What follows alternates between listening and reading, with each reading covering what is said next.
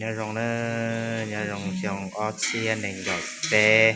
lúc nào cũng cho nên mù cùi qua cá nọ nè để này cá mùi bị tala la lò ประมาณดีอ้อโลอย่างที่เรียกว่าผัดขาเนี่ยแต่ในส่วนประกอบเนี่ยส่วนประกอบในการผัดขามีมั่วใบขี้หูดมั่วกุซอกครัวมั่วเขียกปูเทียมมั่ววามใบกะเพราชิแล้วยังมั่วในจอว่าอาชีจอ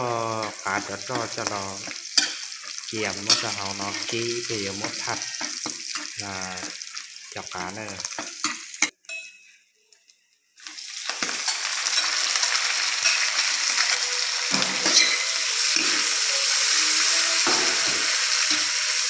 มันจะสุดหล่อเพื่อ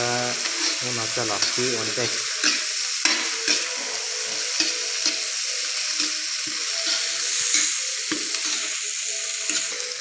ที่กับที่ค้าได้ที่ประมาณที่เพลงกับที่ค้าที่มาลืมว่า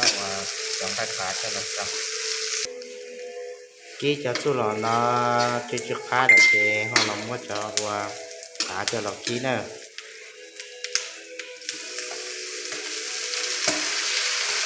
nóขาชีthì nó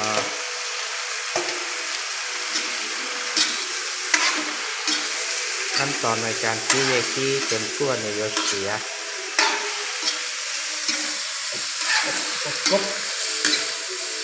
ผมรอแล้วจะอบ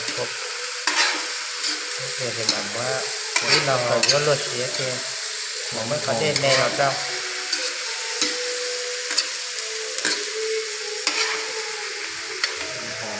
ข้อเลยตัวค้าเนี่ยค้าจับก่อนจอมเจ๊ตัวแป้งนัวตามใจเนอะที่เหนียวในใจจอมจะก่อค้าเจ๊ตัวแป้งนัวร้อนเตาผมแบบผมช่วยเหลือนับแป้งนัวให้มาปล่อยเม่สิเจ๊เจ้ากับแม่งค้ากับแม่งสิฉันชอบปลาสิค้าชับเหลาtrong chế tập bên nuột ta chế thì là chế họ trong mình mẹ đê nó gặp xế nè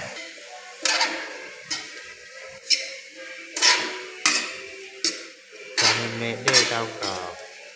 tiếp đâu có khá chế đi xế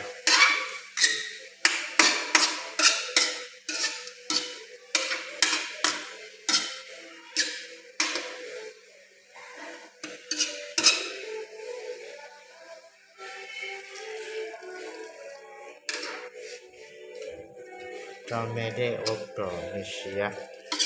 để chế tao bé chế用力kỹ lại xí cho mẹ đê thay điลักษณะอบthay đi cáจานเราเจมว่าจะเครื่องในกาหลับเจ้าเนี่ย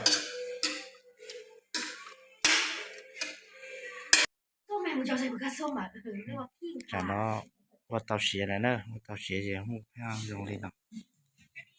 nên từ sáng nọ thìว่าtao khá chỉ nó nọ dùng nó nữa